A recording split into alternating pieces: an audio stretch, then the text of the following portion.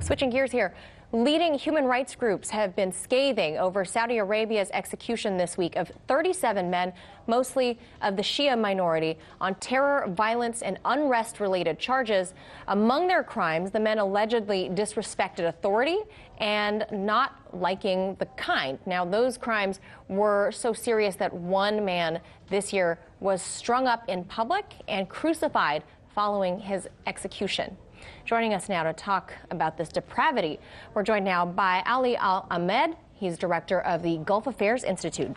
Ali, good to see you. Haven't seen you in a very long time, but this is such a shocking event this week.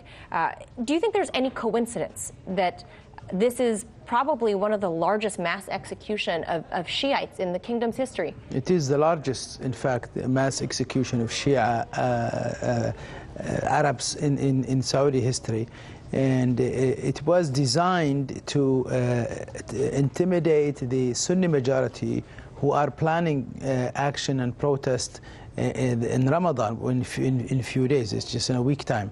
And also it coincided after the American administration started speaking negatively about Shia Muslims.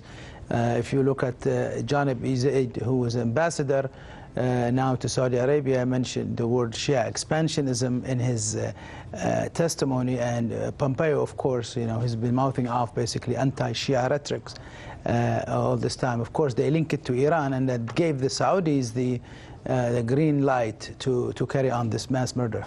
Now, speaking of Iran, how might this escalate tensions with them? There is no relationship really between the Shia Arabs in Saudi Arabia and Iran. It's just the fact that they share, similar religious adherence. The tribal group. But there is no connection. People who throw Iran at this is the Saudi way of doing it. They want to project the people who were executed as Iranian agents and Iranian sympathizers to justify. And that worked, actually. That's why the State Department said nothing. The UK said a very, very disturbing statement about this while receiving the Adil al-Jubair, one of those people involved in the murder of Jamal Khashoggi in London today. So you are looking really at domestic reasons and also geopolitical reasons, the relationship with the United States vis-a-vis Iran. So this American anti-Iranian escalation contributed directly to the murder of these young men. Okay, so these men that were killed this week are local Shias, Shia Arabs there. Yes.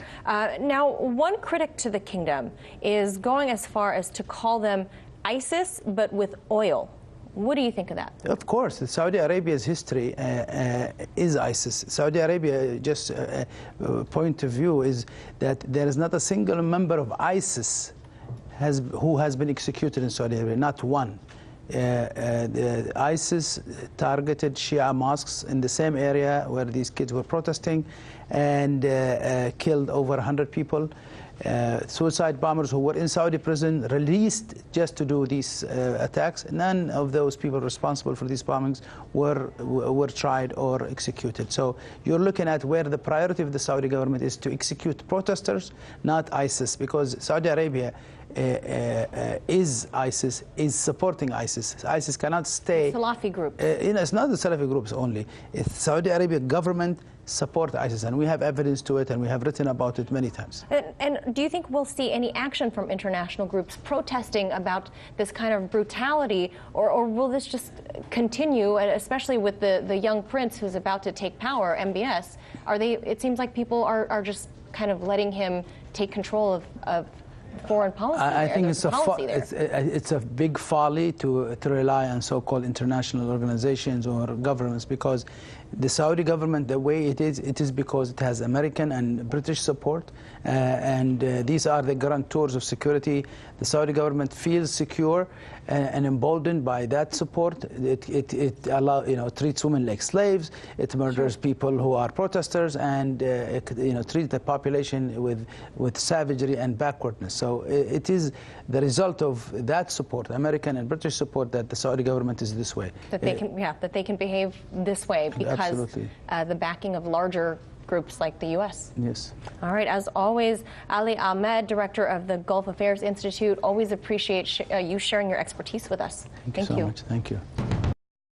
Hey YouTube, thanks for checking out our channel. We hope you enjoyed the video. We have tons of content for you just like this. For more of RT America's one-of-a-kind news and analysis, be sure to subscribe and never stop questioning more.